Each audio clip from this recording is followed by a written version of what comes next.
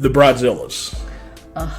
Bridezillas, do they exist? They do exist. They do exist, okay. I hate calling them bridezillas because they're just people that have a tendency to want everything perfect, and it's never going to be perfect. And they don't realize that till halfway through or at the end, and they turn into this person that they really aren't normally, and it reflects upon us. But I'm very selective with my brides, so I try, being so many years in the business, I know the characteristics of a bride that's going to turn into a bridezilla, so I try to avoid that at all cost. So let's talk about that in your experience. Let's give the viewer, let's give them let's give a potential bride, okay, whether she uses your service or not, give her like 5 tips. Tip number 1 of what she can do, whether okay. it be... Yeah, I can do that. Okay. So, okay. All right, good. 5 tips for a bride. Would this be as planning or for hair and makeup? Both. Okay. So 5 tips for a bride is 1, plan and do your research and find your hair and makeup artist 6 months to a year ahead, not 2 weeks. Okay. I get a lot of last minute calls, and people don't realize that, even there's a lot of us, you're going to have a very small few to pick from, and sometimes they may not be the best in their industry. Okay. So plan ahead. 2 is look the way that you normally look. Don't try to look different. So many brides want this special day and they want to look totally different, and then they really do not like what they chose, or they don't like their photos, or it's just not them. So I say try to stay and look like you already are, because you'll be much happier with the pictures in the end. 3 is probably, I would say, the most important is with your bridesmaids. Make sure that they know ahead of time, about washing the hair or coming wet. When we go into a wedding day situation, we don't want to be blow drying everybody's hair and starting from scratch. We want 1 to 2 days, I don't want to say dirty, but 1 to 2 days before the day washed. And if you come with really soft or wet hair, it would take so much more time, and we're trying to hit a time constraint with a wedding party, so you're taking more time than everybody else. So huge. And in my contract I have a checklist of who goes first, who goes second. So that is, to me, the easiest way to do it. It's not always followed. Okay. 4 would probably be, you can do pre-trials. They're not needed because it's never going to look the same the day of the wedding as your pre-trial. It's going to be somewhat the same. Yeah. It's actually usually way better. Okay. Because 6 months before you're doing a pre-trial, you just don't even know what you want. Right. So you're spending hours and paying hours for a stylist to do your pre-trial, and nothing makes you happy. When you get down to the nitty-gritty and it's the day of, and you know what you want, and you've done your research and you have the picture, and we, do what you want. I do a consultation if I've never met you, especially for my destination brides. I do a full consultation before, and I go and I tell them, this is the shape of your face. The picture that you took, that you showed me that you like, may not look good on you. So if we did this, it would look better. So I would say pre-trials aren't always needed. If you are doing it because you just don't know what you want and you have the money to spend for a 4-hour pre-trial, go for it. But just know that when you do the pre-trial, sometimes you just aren't going to get the same exact thing on the day of. Right. It's going to be somewhat different. And I find a lot of brides that will call me and say, I've had 3 pre-trials and no one makes me happy, and I usually know why. So they're just trying too hard. They don't know what they want, and I just do a really thorough consult with them. And what number was I on? It was 4. Okay, so OCD people are counting. Okay. So 5 would probably be, if you're coming to Florida to do a wedding, May through, I'm going to say September, don't want your hair curled all over and down on a beach wedding. Okay. There is nothing or no product that is going to keep your hair from dropping or falling out. It's just, I mean, that's the best time to be doing an updo for a wedding. And a lot of girls are like, well, I want my hair down and curly. It's going to be down and curly, especially if you have a curly texture. You're going to fuzz out with the humidity. There's nothing I can do about stuff like that. And I try to educate them in the beginning about that. But if you're coming to Florida and doing a beach wedding, know that it's going to be hot. Especially in that window. Oh, yes. Summertime window. I mean, I think northern people do it and they don't realize. Yeah. I rarely find someone that's from Florida that does a wedding during those times. Okay. Very cool. So you have I want to throw this question in just general. Should men wear makeup? On an everyday basis? I don't think so. Okay. I have done tons of men's makeup for television. Yeah. Entertainment. Yes, Stage. Absolutely. Yeah. But I do think men should do skincare. Cleansers, toner, and a moisturizer. So what's a basic thing that a guy could do to Well, your skin's no different than a woman's skin. Okay. So if you don't want to age fast, you need to have I'm telling you, most men are not going to want to go out and put a mud mask. No, you don't have to go that. Okay. Well, I'm just saying. They're not going to want to put a mud mask on their face. There are companies now that have skincare for men, and it's made for someone that's, doesn't have a lot of time, and it's a basic cleansing, toning, moisturizing. That is it. That's all anybody really has to do.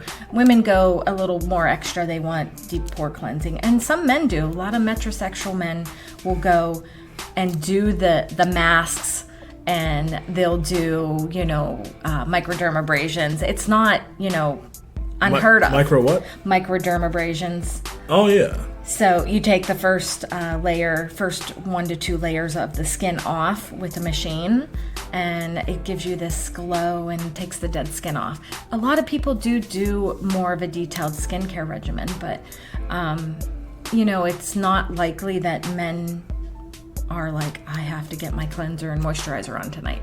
They're not like that. They're not like that. Okay. All right. So just general things. So, you got the soccer mom out there.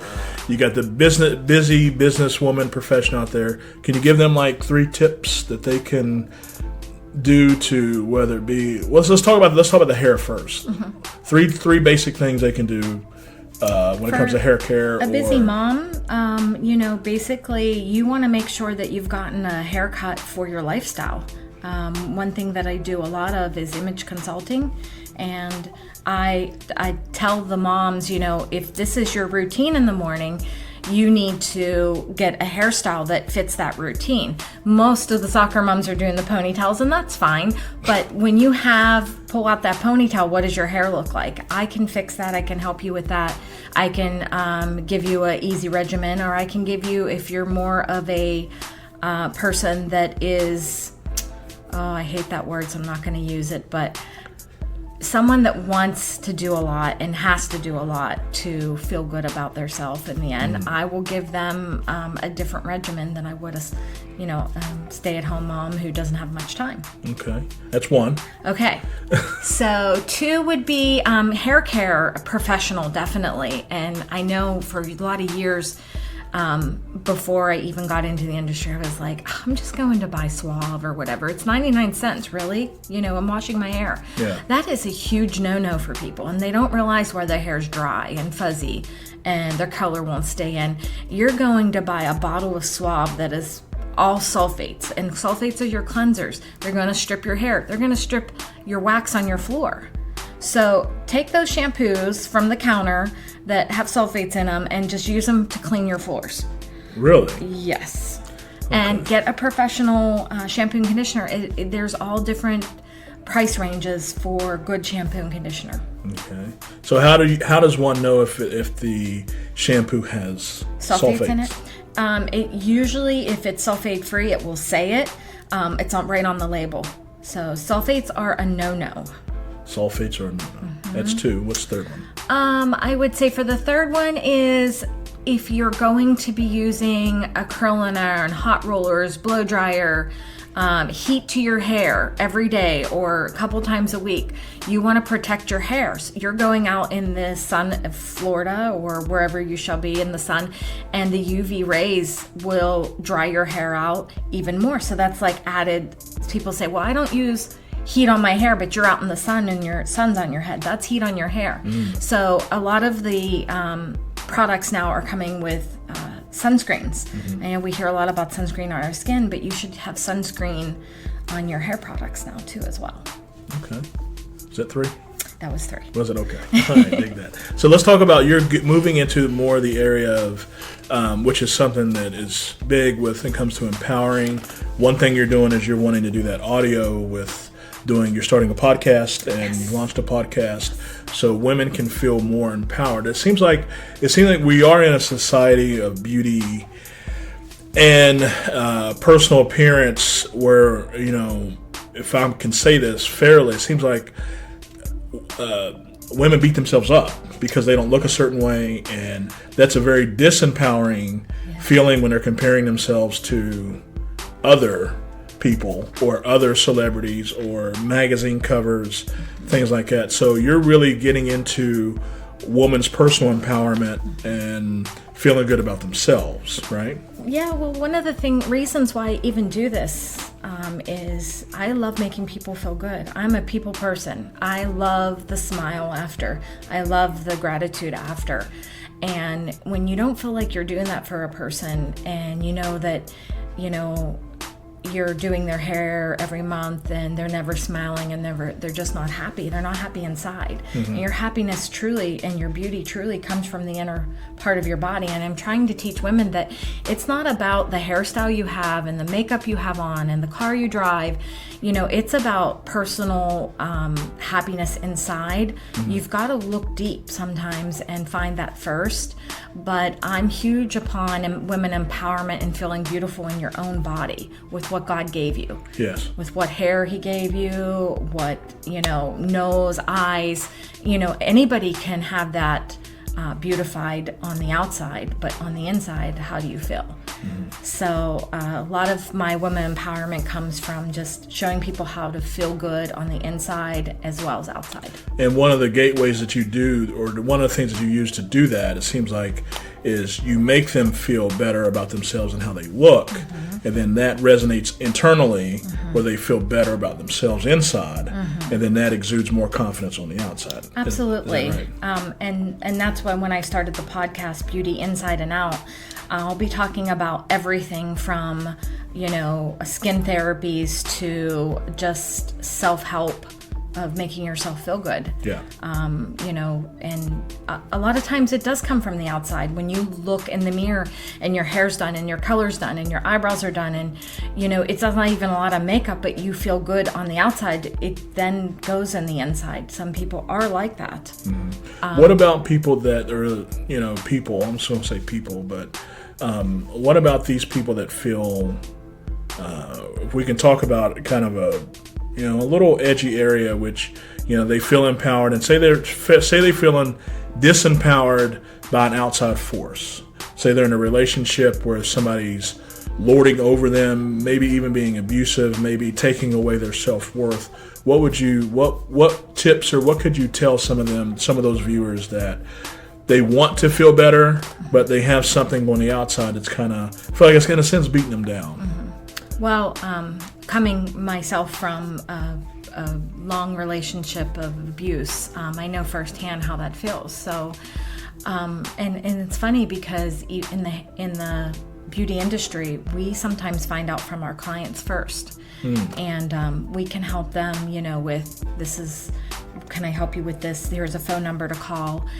All different situations through the years that have come upon where people have spoke to me, and I just felt, that there's a way out. There's a way out. Okay. There's always a way out. How do they deal with when they're hearing the negative? They're still in a situation. They have fear to leave. How do they deal with the negative words or energy that's taking away? What would you tell them to deal with, or while they're coping and dealing with how they're going to get out of it? How do they, in the meantime, they're in a situation, they're being emotionally beat up, right? What would you suggest to them to feel better about themselves? Or how would they get the power? How would they empower themselves? A lot of people are very embarrassed about the situation. They're embarrassed, one, that they're not strong enough to leave. They're embarrassed, two, what will people think? And then they're embarrassed, a lot of people stay for their children or their parents or whatever. But I really have to say that the more people that you let know what's happening, the more the support that you'll have to get out. And number one is God. So I just prayed every day, all day, that God would show me and give me the strength to leave my situation.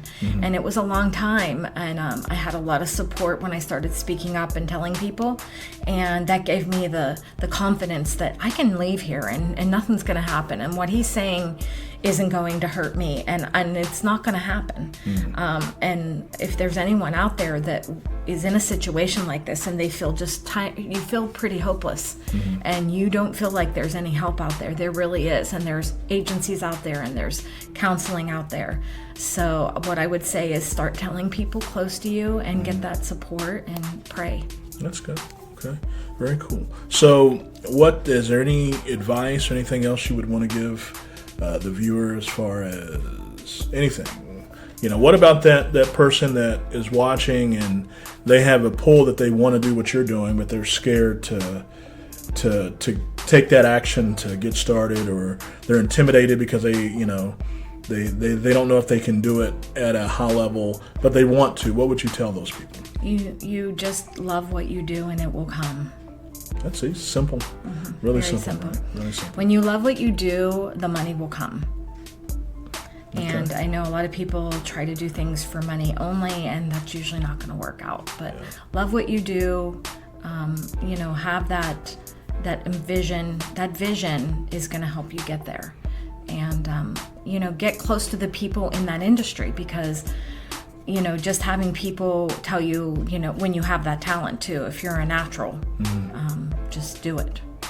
It's something that you don't have to do for a lifetime like me. A lot of people do this on the side, or it's a second income for them, but I just felt that this was the only thing I really ever wanted to do. Yeah. Okay. Very cool.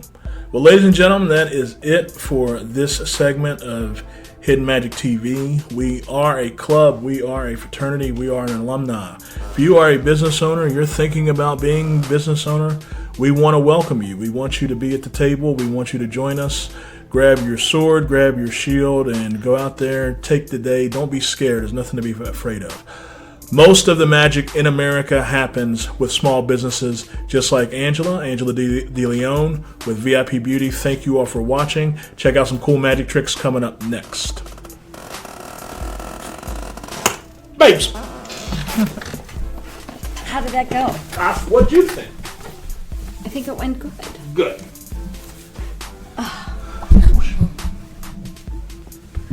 Do you want to tape real quickly 10 bridal beauty tips for me?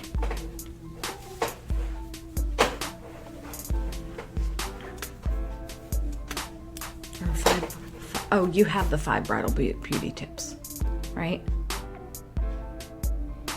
Don't tell me we didn't get it. Yeah, we got it. Okay. Do you want to do? We did 5. We did 5, so you can take those and... Yeah, I'll chop those up. Do you want to do some more? Can you do one on image consulting? What I do for image consulting? Do you want me to sit there with you? Yeah. Okay.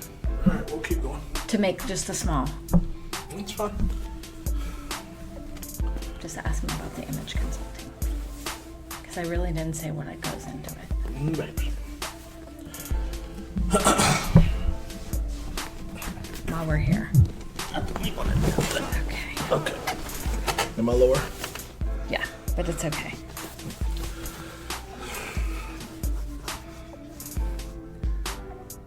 Okay, here we go. So image consulting, right? What tips would you give about image consulting? Well, image consulting is basically when you need a new look and you may have a business or a profession that your look just doesn't line up with that. So a lot of people say, I need a new look, and I have this business and I feel like I just don't look the part. So what I will do is an image consult, where I take the facial shape, your skin color, texture, everything, put it into an evaluation for you to look better, sell more, and just be a better business person and look your title. If you're going to work with, say an attorney, and you go in their office and they're in tennis shoes and basketball shorts and, a tank top, what would you think? You probably wouldn't do business with them. And hopefully they would say they just left a basketball game or something. But I would say just know you want to look your part of your business, because that matters. People judge, and they don't want to do that. But the first couple seconds of you meeting someone, the computations in your head are thousands of them about that person. So that image, that look, that first look, it really matters. So I can help you with that, getting your hairstyle. I will even teach you how to get the hairstyle in the morning, or how to complete the look. Makeup, for men, it's just usually hair and clothing. And I have people that I call for the fashion part of it to help you with your wardrobe. So let's do 3 quick tips to improve your image. Well, I would say one is your hair. You want to have a good style for your facial shape. 2 would be your makeup. Is it basic, or do you just need to cover up your hyperpigmentation on your skin? You just want to have an even glow. You don't want to show maybe wide pores or pimples. People actually do look like that. Their eyebrows need to be waxed or cleaned up. And throw some basic 3 things for makeup is lipstick, mascara, and foundation, and brows. That's such a little 5-minute thing that you can do every morning to look better. Okay, very cool.